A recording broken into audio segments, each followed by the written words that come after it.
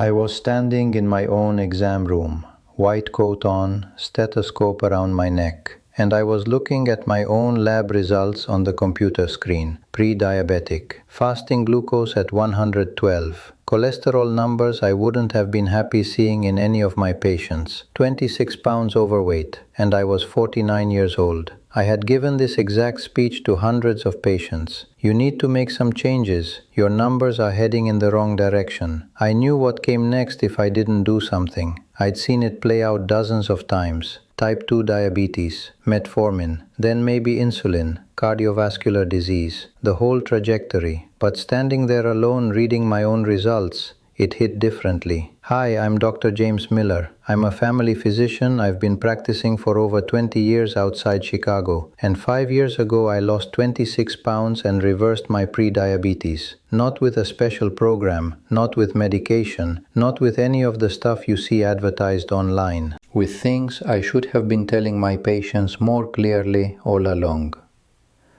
Today, I want to tell you my story. And more importantly, I want to tell you what actually changed for me, because I think it's the same thing that needs to change for a lot of people watching this who are in a similar spot. Let me take you back to how I got there. I was 49 and I had spent the previous decade gradually gaining weight without really noticing it. A pound here, 2 pounds there. The kind of slow creep that doesn't register until one day you're getting dressed and nothing fits the way it used to. I was busy, I was stressed, I was eating at my desk, grabbing fast food between patients, skipping lunch entirely some days, and then overeating at night. I told myself what a lot of physicians tell themselves. I know what to do, I just need to find the time, I'll get to it.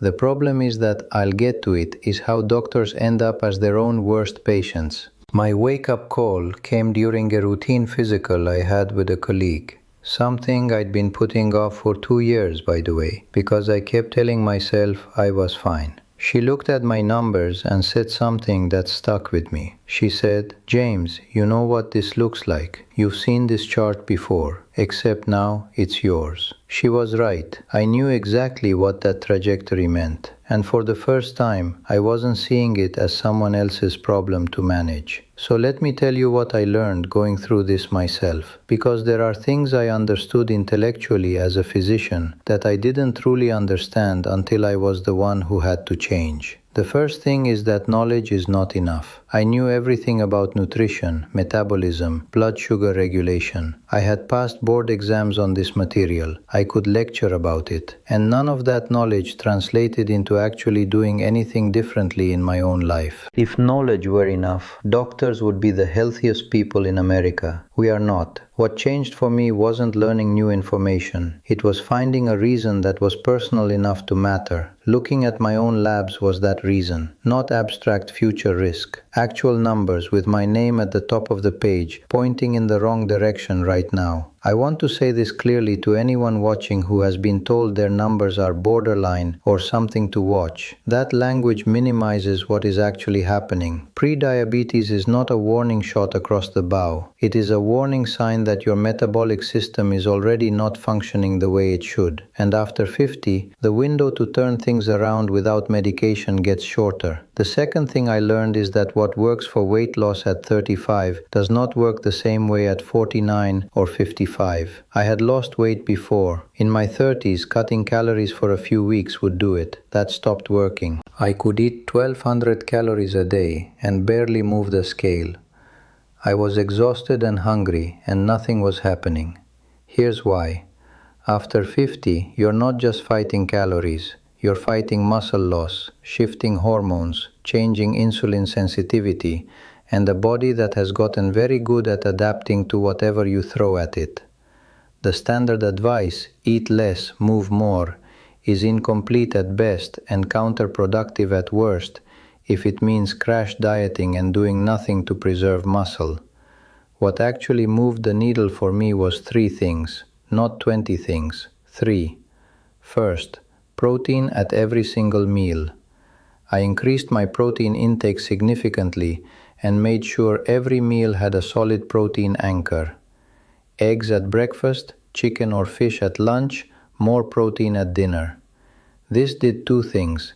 It kept me full for longer, which meant I naturally ate less without counting anything, and it started to reverse the muscle loss that had been quietly happening for years. Second, I started lifting weights, not cardio. I had been doing cardio, walking, occasional jogging for years. It wasn't doing much. I started doing basic resistance training twice a week. Nothing extreme, squats, rows, presses. Within 3 months, my body composition started visibly changing, even before my weight changed significantly. More muscle meant higher metabolism, even at rest. Third, I fixed my sleep. This is the one nobody talks about enough. I was sleeping 5, sometimes 6 hours a night, chronically. And sleep deprivation, I now understood from the inside, is one of the most powerful drivers of weight gain and insulin resistance there is. When you don't sleep enough, your hunger hormones go haywire. You wake up craving carbohydrates. Your body produces more cortisol.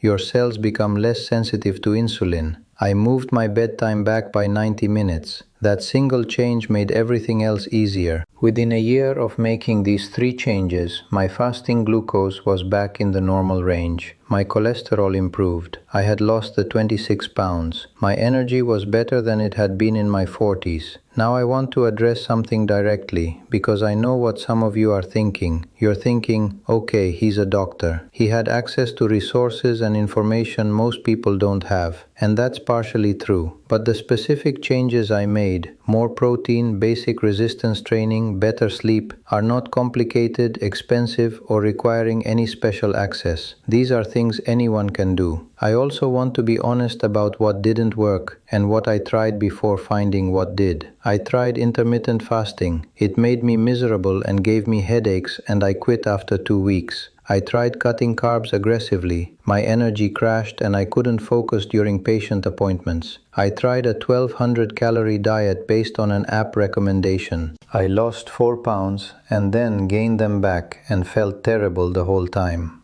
The approaches that made me feel deprived or exhausted didn't work, not because I lacked willpower, but because they were physiologically wrong for where my body was at that point in life. Let me also say something about the emotional side of this, because I think it gets overlooked in medical discussions. There was shame involved, genuinely. I was a doctor who couldn't manage his own health. I treated patients every day for conditions I was developing myself. That gap between what I knew and what I was doing created a kind of cognitive dissonance that was easier to ignore than to face. A lot of people over 50 carry something similar. Years of knowing they should make changes, years of not doing it, and a growing sense that maybe it's just too late now. It's not too late. But I also don't want to be dismissive about how hard it is to start.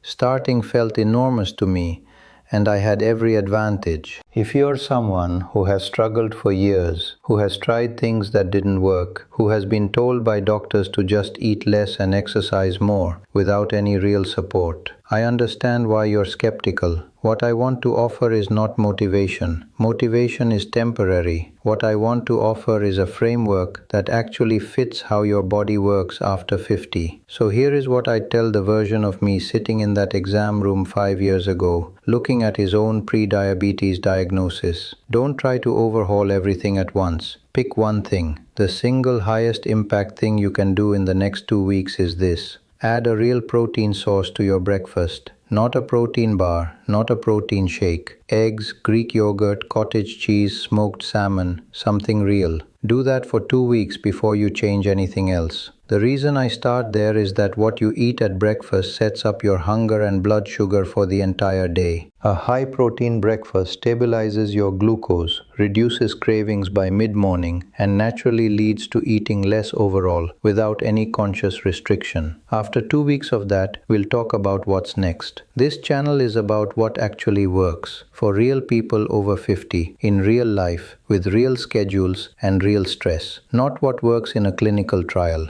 not what works for a 28-year-old fitness influencer. What works when you're 50 or 55 or 60 healthy and your body plays by different rules than it used to. If that sounds useful to you, stick around. Next video, I'm going to talk about Ozempic, what your doctor may not be telling you, the real risks nobody discusses, and who it actually makes sense for. See you then.